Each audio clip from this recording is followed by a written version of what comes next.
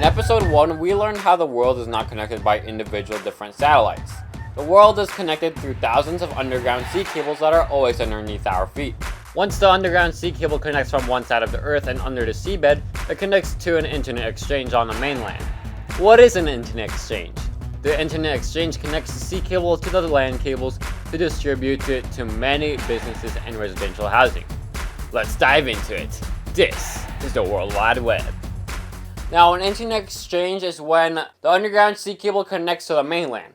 But where does it go there afterwards? It actually goes into an internet exchange. Now, the internet exchange connects to businesses if you're in the U.S. like AT&T, Charter Connections, also known as Spectrum, Cox, Xfinity, all of those connections, even your phone. The underground sea cable is just connected from the sea to the land from one country to another.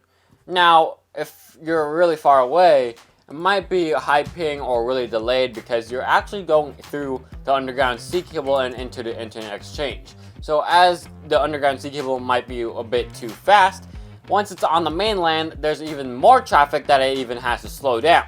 You might have had to experience this when you're playing a game on Minecraft, Fortnite, or something like that. Now, the internet exchange actually connects from the deserts to the mountains to a whole lot. Now, if you're around the deserts, you might be saying, well, isn't the internet actually underground? The actual answer is no, because just like those utility power lines, if you drove from Las Vegas to Palm Desert, you can see that there are these poles everywhere. Now, there's mostly the big utility poles, but there also is a little pole. The little pole that you see right there is actually an internet pole. So it has a little bit of power on it, that should be low voltage, but oftentimes it's not low voltage. Oftentimes the internet exchange is connected towards fiber lines. But it used to be that the underground sea cable would be fiber, it goes into an internet exchange, and then it reconnects over onto copper to deliver to the residences or the businesses. But now that's changing in the upcoming future because now it's from the underground sea cable where it's fiber, it's becoming fiber for everybody. But it's still not the case because sometimes the internet exchange might go fiber to fiber connection linked towards a actual melted glass. Now in modern day typically have fiber backends. So the question is not, is my ISP using fiber? Because they are. But where does it change from fiber to copper before it hits me, the end customer? While that fiber line might be going through towards the underground sea cable where it has fiber and into the internet exchange, they actually can also go into is the provider or ISP, internet service provider, and then it can still be fiber. But once it goes to the ISP, it's upon how the ISP actually wants to deliver the Wi-Fi by then. So if the ISP wants to deliver straight by fiber, which is a bit more expensive, but it might become cheaper in the upcoming years, that they would connect fiber from the sea to the internet exchange, one. In Utah, you know that there's more than one internet exchange. And then you continue along, and it goes to another internet exchange. So basically, only those internet exchanges have those actual fiber strands. But then, those internet exchanges are also managed by an ISP for your specific neighborhood. So, if your ISP wants to output fiber, you're really good at it. But oftentimes, they put copper, like AT&T, or I don't know what to call Spectrums or Xfinity's, like UHD copper, because it does it at a higher speed with your TV cable.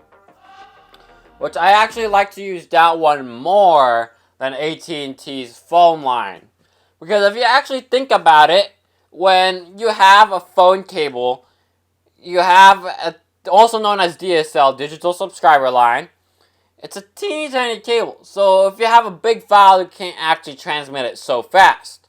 While if you look at the size of a coaxial cable used for your TV, it's a little bit bigger, so that means it can go up to 100 to 200 megabytes per second.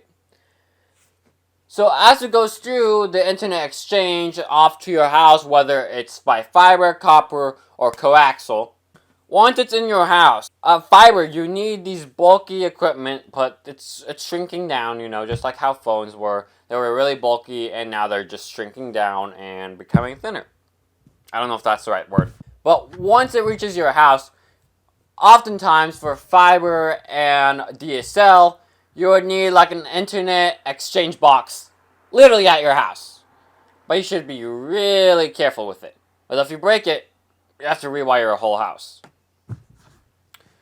Now, with that internet exchange, once it's at your house, it goes into another modem. So it's just like an internet exchange, because if a real internet exchange, there's like all of these server racks for whoever's going to connect your house. Okay?